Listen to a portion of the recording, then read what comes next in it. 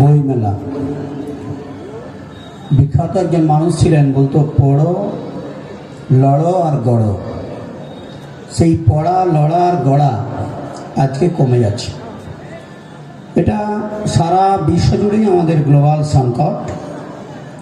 সেই সংকটকে মোচন করা বা আধুনিকভাবে কিছু নিত্য নতুন ভাবনা করার লক্ষ্য নিয়েই 22শে ডিসেম্বর যেহেতু আমাদের এই ভাষা দিবস এবং আমাদের 10ই ডিসেম্বর আমাদের পশ্চিমবঙ্গ সরকার, আমাদের মহামাটি মানুষের সরকার আমাদের রাজ্যে 2012 সালে অলচিকি লিপি এবং সাঁওতালি ভাষায় পঠন পাঠনের মর্যাদা দিয়ে কার্যক্রম শুরু করেছে।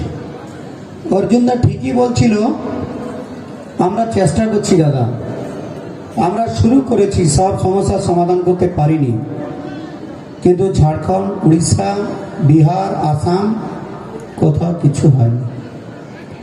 এখনো পর্যন্ত অলচিকি লিপি সাঁওতালি ভাষায় আমাদের যে সম্মান, যে মর্যাদা ছোট্ট পৌঁছে থাকা, এটা মহামাটি মানুষের সরকার, মুখ্যমন্ত্রী মমতা বন্দ্যোপাধ্যায় করেছে। আর 2003 সালের 22শে ডিসেম্বর ভারতবর্ষে আন্দোলনের চাপে অষ্টম তপশিলি ভাষার মর্যাদা দিয়েছে। কিন্তু লড়েছিল কবে?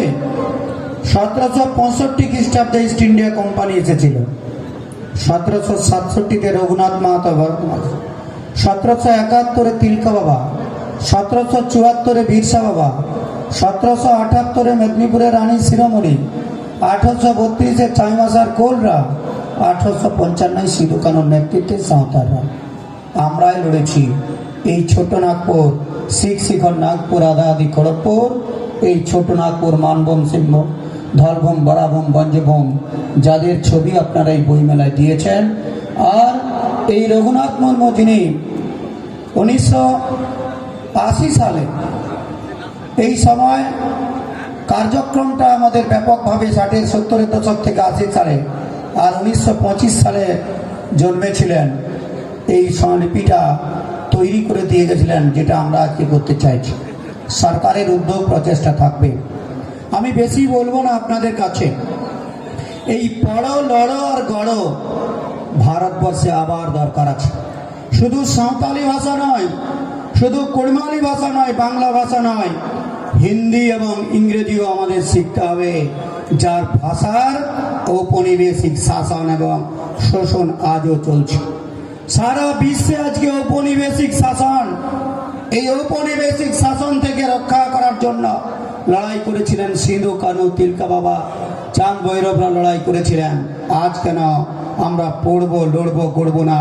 এটাই বইমেলায় বই পড়ে চিন্তা করা দরকার। আমাদের দেশে, সারা বিশ্বে আজকে গ্লোবাল মার্কেটে, ভারতবর্ষে আজকে হিন্দি বলয়ের ভাষার লোকরা ইংরেজি ভাষাতে জজ কোর্ট, হাইকোর্ট, সুপ্রিম কোর্ট আছে। আজকে দুটো মেয়ে গিয়ে সকালবেলা আমার কাছে অঝরে কাঁদছে, আদিবাসী মেয়ে, বলছে দাদা আমাদেরকে বাঁচান স্যার, আমাদের ঘরে কোনো ছেলে নেই, আমাদের দুটো ছেলেকেই পুলিশ ধরে নিয়ে গিয়ে জেলে দিয়ে দিয়েছে। কি জন্যে? না আমরা পড়িনি, লড়িনি আর করিনি বলেই আমরা জেলে গেছি, বুঝিনি বলে। একটা বাচ্চা মেয়ে, 17 বছরের মেয়ে, বারবার একটা ছেলের কাছে চলে যায়, আর তার মা ওই দুটো ছেলের নামে কেস করে দিয়েছে একদম জটিল ধারায়, আর তারা দুজনেই পুলিশের মাধ্যমে জেলে চলে গেছে। শিক্ষা, দীক্ষা, চিন্তা, চেতনা যদি আমাদের না থাকে, তাহলে আমরা জেলে পড়ব আর আমরা মরব, শোষিত হব আর বঞ্চিত হব, যেটা আজও আমরা হচ্ছি। জজ কোর্টে যাবেন, ইংরেজিতে জজরা লিখে, লয়াররা লিখে, উকিলরা লিখে। হাইকোর্টে যাবেন, ইংরেজিতে লিখে। সুপ্রিম কোর্টে যাবেন, ইংরেজিতে লিখে। অর্জুনদার ব্যাংকে যাবেন, সেখানেও ইংরেজিতে লিখে। তাহলে আমরা ইংরেজি জানিনি, অথচ লড়েছে আমাদের পূর্বপুরুষ, গড়েছে ভারতবর্ষ, দিয়েছে স্বাধীনতা, কিন্তু শিক্ষা, স্বাস্থ্য, চিকিৎসা, অন্ন, বস্ত্র, বাসস্থান, জীবন জীবিকার 75 বছর আজকে পরাধীন আছে। পরাধীন আছি আমরা। সেই দেশীয় ব্রিটিশদের বিরুদ্ধে আমাদেরকে আবার লড়াই করতে হবে। তার জন্যেই বই মেলা, বই পড়া আমাদেরকে শিখতে হবে।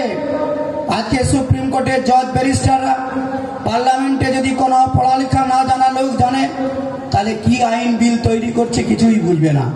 দেশ বিক্রি হওয়ার আইন, না দেশকে ধ্বংস করার আইন, না দেশকে লুটে খাওয়ার আইন, না দেশকে চুষে খাওয়ার আইন, কিন্তু বুঝতে পেরে যায় অনেক কিছু। পাঞ্জাব হরিয়ানার কৃষকরা শিক্ষিত বলেই কিন্তু প্রধানমন্ত্রীকেও পায়ে ধরা করেছে। সেই জন্য পড়তে হবে। শিক্ষা থাকলে কেউ অত্যাচার করতে পারবে না, শিক্ষা থাকলে কেউ লুটতে আর চুষতে শাসন করতে পারবে না। তার জন্য নিজেরাকেই গড়তে হবে, নিজেরাকেই লড়তে হবে, আর নিজেরাকেই পড়তে হবে। আমাদের গ্রামে গ্রামে তো বাংলা প্রাইমারি স্কুল আছে। সব ছেলে প্রাইমারি স্কুলে যায়নি। হাই স্কুল 5টা-10টা গ্রাম নিয়ে আছে, সব ছেলে হাই স্কুলে যায়নি। কলেজ আছে, সাঁওতালি ভাষা হচ্ছে কি লিপি পঠন পাঠন খুলেছে, সব ছেলে কলেজে আসে ভালো করে পড়েনি। ইউনিভার্সিটিতে বাঁকুড়াতে আছে, বাঁকুড়াতে একটা ল ডিপার্টমেন্টের এসটি ভ্যাকেন্সি, আজও ভ্যাকেন্সি আছে। ইউনিভার্সিটি জন্ম থেকে অ্যাসিস্ট্যান্ট প্রফেসর, অ্যাসোসিয়েট প্রফেসর আর LLM নেট PhD পাওয়া যাচ্ছে না। কেন? আমরা পড়িনি, আমরা বড় হয়ে পড়ছি না। তার জন্যই আমরা বঞ্চিত, শোষিত, লাঞ্ছিত, অবহেলিত, অত্যাচারিত। তাই মেলা শুধু মেলার জন্য নয়, এই মেলা পড়ার জন্য, এই মেলা বই কেনার জন্য, এই মেলা শিক্ষার জন্য, এই মেলা দীক্ষার জন্য।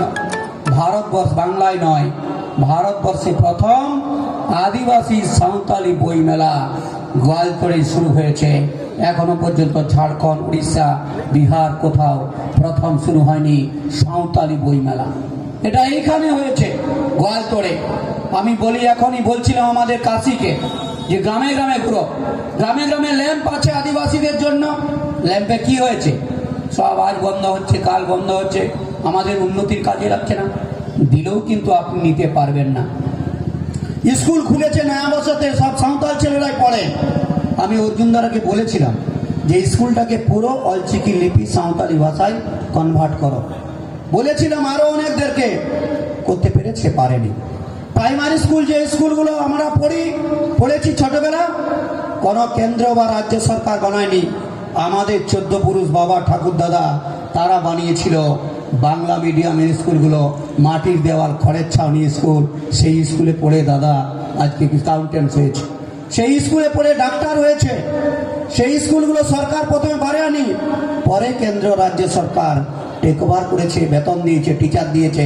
এখন তো 30,000, 40,000, 50,000, 1 লাখ, 2 লাখ টাকাও বেতন আছে। টিচারদের অবস্থা কেমন দেখলে? 80 যায় বেতন পায়, কাজ করলে ডবল চাই, না পড়িয়ে বেতন পায়, লকডাউনে যাওয়া আসার দরকার নাই, ঘরে বসেই বেতন পায়। তো শুধু শিক্ষকের দোষ? আমাদেরও দোষ। শিক্ষকরা স্কুলে ঘুমায় আর আমরা ঘরে ঘুমাই। আমাদের ছেলেকে পড়াচ্ছে না শেখাচ্ছে, দেখার দরকার নেই। কেন হবে এটা? চেতনা, বুদ্ধি, বিচক্ষণতা, দক্ষতা। সিধু কানু যদি লড়তে পারে, চাঁদ ভৈরব যদি লড়তে পারে, বিরসা মুন্ডা যদি লড়তে পারে, তিলকা বাবা যদি লড়তে পারে, রঘুনাথ বাবা যদি লড়তে পারে, তাহলে আমরা কেন লড়তে, গড়তে, পড়তে, পড়াতে পারবো না? এই উপলব্ধি আমাদের করার দরকার নেই। শুধু বইমেলা করতে হয়। মঙ্গলদার শিক্ষক টিআইসি ছিল, এখনো ইংরেজির শিক্ষক। মঙ্গলদা প্রাইমারি স্কুল থেকে ইংরেজি শিক্ষক হয়েছে, রামজীবন মান্ডি হয়েছে, আরও আমাদের দাদররা MA পাস করেছে, সবাই কম বেশি পড়েছে। তাহলে আমরা করার জন্য করা নয়, গ্রামে গ্রামে প্রত্যেক ছেলেমেয়েরা যাতে পড়াশোনা করে। যেমন এসে করা আন্দোলন, পড়াশোনার সংস্কারের জন্য আন্দোলন করতে হবে। সব ভাষায়, ভারতবর্ষ যে ভাষায় চলে সেই ভাষাও শিখতে হবে। যেমন অলচিকি লিপি সাঁওতালি ভাষা, ঠিক সেই রকম। সেইখান থেকে পড়েই তো নিত্যানন্দ হেমব্রম আমেরিকায় গিয়ে সাহেবদেরকে পড়িয়ে এসেছে। কল্যাণ মান্ডি স্কটিশ চার্চ কলেজের প্রিন্সিপাল হয়েছে, অমিয় কিস্কু স্কটিশ চার্চ কলেজের প্রিন্সিপাল, খ্রিস্টান কলেজের প্রিন্সিপাল হয়েছে। ওরাও তো সাঁওতাল লোক, তাদের কি করে উন্নতি হয়েছে? আমাদের সেই চেতনা, বোধগম্য আবেগ বিবেক চাই। ভীমপুর স্কুলটা 1876 সালে হয়েছিল, কিন্তু ভীমপুর স্কুলের পাশাপাশি গ্রামগুলোকে যদি দেখি, ম্যাক্সিমাম লোক 1876 পড়েনি। যখন সাহেবরা অরফেনরা ধরে নিয়ে এসেছিল, তারাই পড়েছিল। ভারতবর্ষ শুধু তাই নয়, আজ থেকে 4000 বছর আগে ভারতবর্ষে শিক্ষা দীক্ষা ছিল। ভারতবর্ষ অনার্য যুগে অনার্যরা গুরুকুলে শিক্ষা গ্রহণ করত এবং সেইখানে একটা হায়ার স্টাডি যে স্টুডেন্ট 4,000 5,000 নয় 30,000 ছাত্রছাত্রী পড়াশোনা করতো, এইরকম রেকর্ডও আজকে লন্ডনের লাইব্রেরিতে আছে।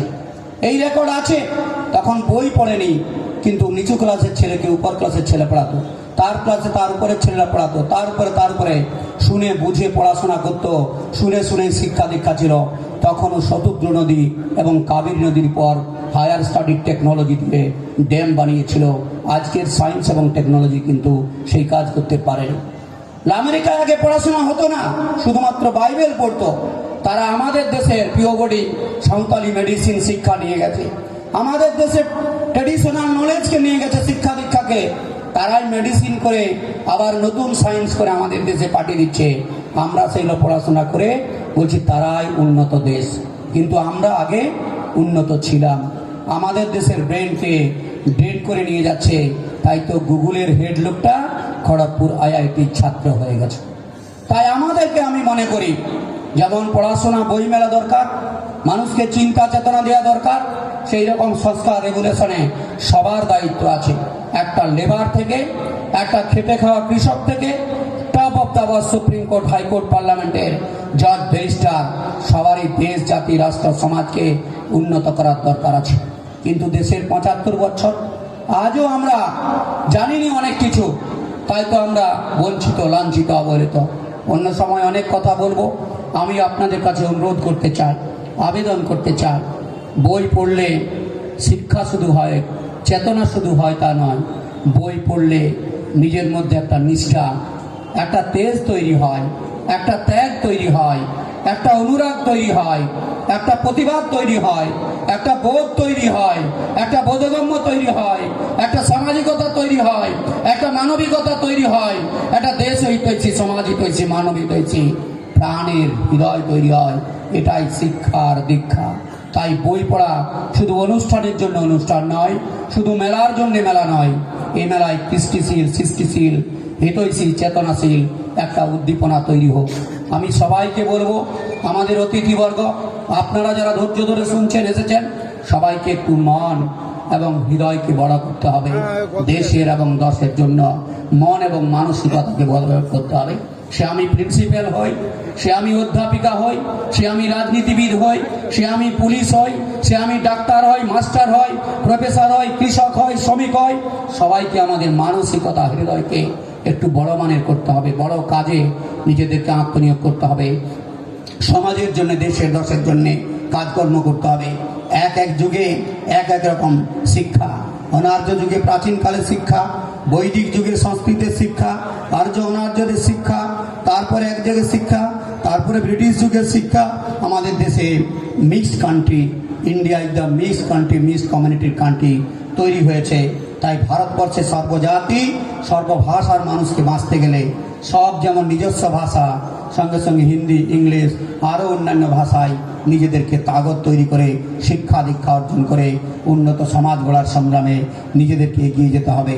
তারই আহ্বান জানাই, তারই আবেদন জানাই আমাদের সমস্ত অতিথিবর্গদেরকে। প্রণাম, জোহার, সেলাম, আদাব। আপনাদেরকেও প্রণাম, জোহার জানিয়ে আমার ছোট্ট আনুষ্ঠানিক বক্তব্য শেষ করলাম। ধন্যবাদ, নমস্কার, জোহার।